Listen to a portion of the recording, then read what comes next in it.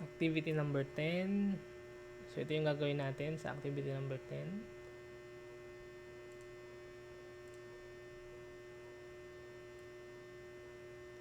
Ayan. Okay. So, analyze muna natin yung object. Bali, object na gagawin natin dito, ito.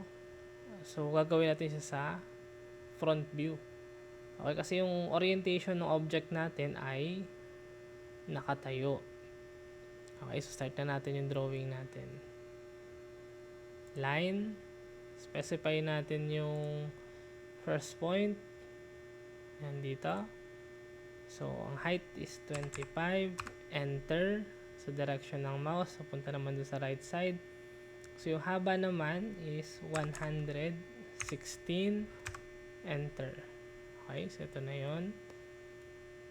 Tapos balik ulit tayo. 25. Enter. Yung width. So, ano yung width nito? So, ang width nito is 20. 20. Enter. Then, pataas. 15. Input lang natin yung value na 15. Enter. Tapos yung distance, ito naman is 76. 76. Enter. Okay, pababa. 15 ulit.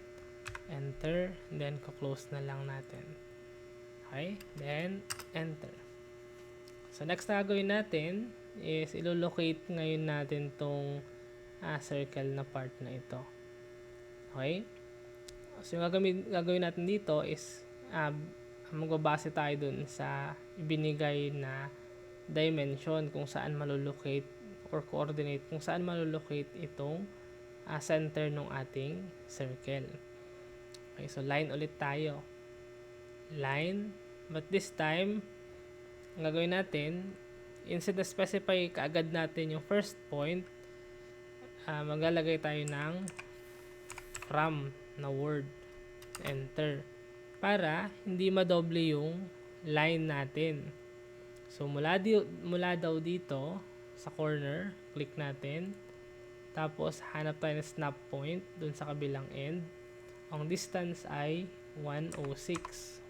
Ayan. Enter. So, bakit tayo naglagay ng from? Kasi kapag hindi tayo naglagay ng from, kung saan natin gustong mag-start yung distance ng linya, ang mangyayari, madodoble yung line natin. Okay? So, next natin gagawin, yung height naman nito. Ayan. So, ang dimension ay 120. 120, enter. So, enter ulit natin para mag-end yung command. Okay, so ibig sabihin, itong end ng line na ito na yung location ng center ng circle. Circle, enter. Specify natin yung center point dito. Ang diameter nito ay 50. Okay, D, enter, 50, enter. Okay, so next. Circle ulit or enter. Specify natin center point. Ito. Diameter.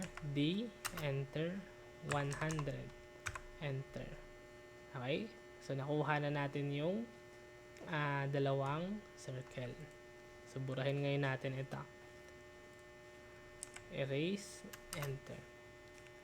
So, next natin gagawin is itong arc part na nung object natin.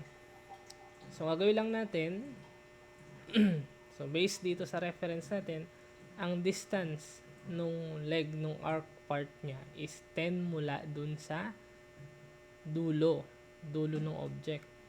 So, kaya ang gagawin ulit natin, line, enter, from ulit tayo.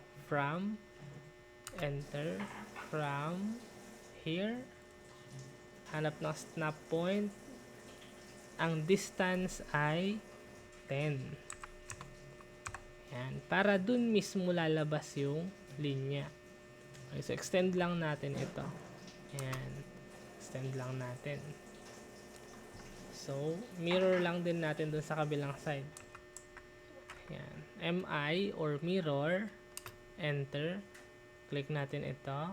Enter. Specify mirror line. So, make sure na naka-ortho kayo, naka-ortho mode para di kayo mahirapan.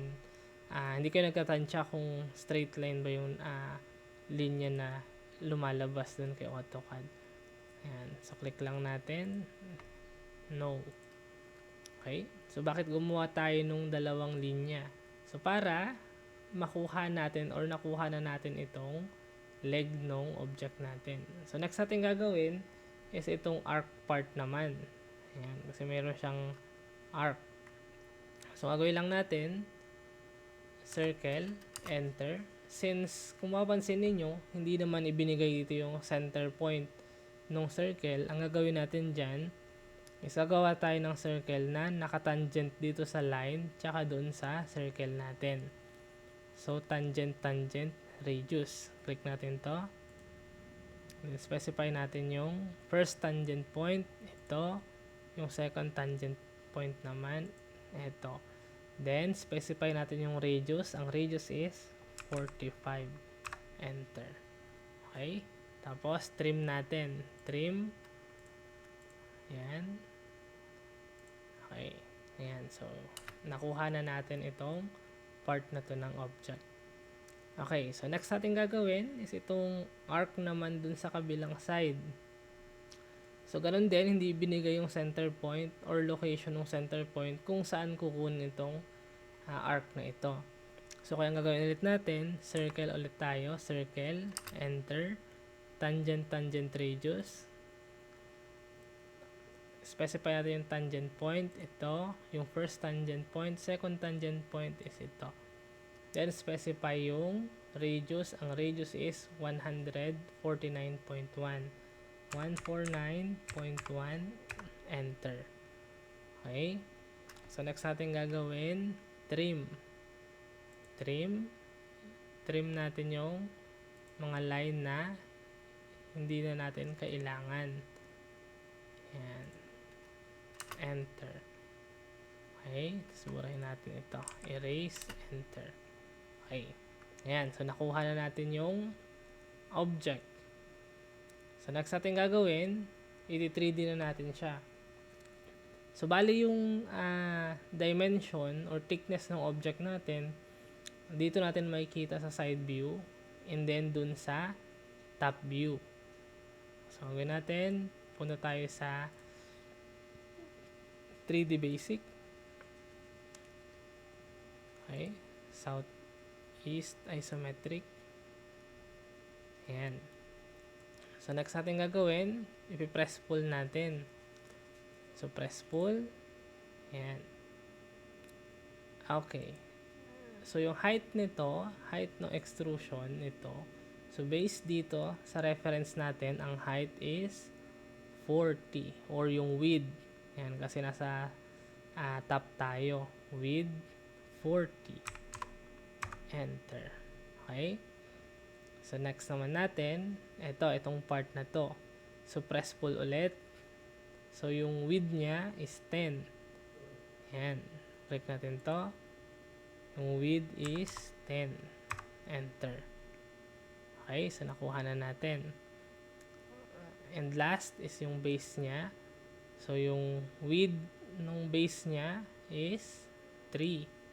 Click natin to. Ayan. Ang dimension ay 30. Sorry, 30. Ayan. Okay? Enter. Kasi analyze muna natin ngayon yung object kung kamukha na ba nung nagawa natin yung reference natin. Okay, kung papansinin ninyo, yung object natin, yung part na to ng object is nakadikit siya mismo dun sa part na to. Tapos, ito ay nakagitna siya mismo dun sa base. Kaya gagawin natin, i-move natin ito, move, enter, itong dalawa ng 10 din, 10 mm. 10, enter. Okay? Tapos, burahin na natin itong mga construction line na ginamit natin. Yan, burahin lang natin ito. Erase. Okay? Set down. 2D wireframe. Ayan. Okay na. So, next natin gagawin is i-union natin itong dalawa. Ayan. Union. Click natin ito. Tapos click natin enter. Ayan. Para maging isang object na siya. Okay. So, next. Kung papansinin ninyo, itong bottom part ng object ay may binigay na radius. Ibig sabihin, hindi corner ito. Ibig sabihin, round yung edge niya. So, kaya gagawin natin, i-fillet natin. Pero, kailangan fillet, enter, radius, enter. Ang value ng radius is 3. 3, enter. So, ito, kailangan, kapag i-fillet natin ito, enter. Kung papansinin ninyo, pagka-fillet natin, ang nangyari, paloob, naging paloob yung pagkaka-round niya. Kasi, dalawang object pa sila. So, kung gagawin natin dyan, i-union natin. Union muna. Click natin to. Ito. Tapos ito. Enter. Para maging isang object sila.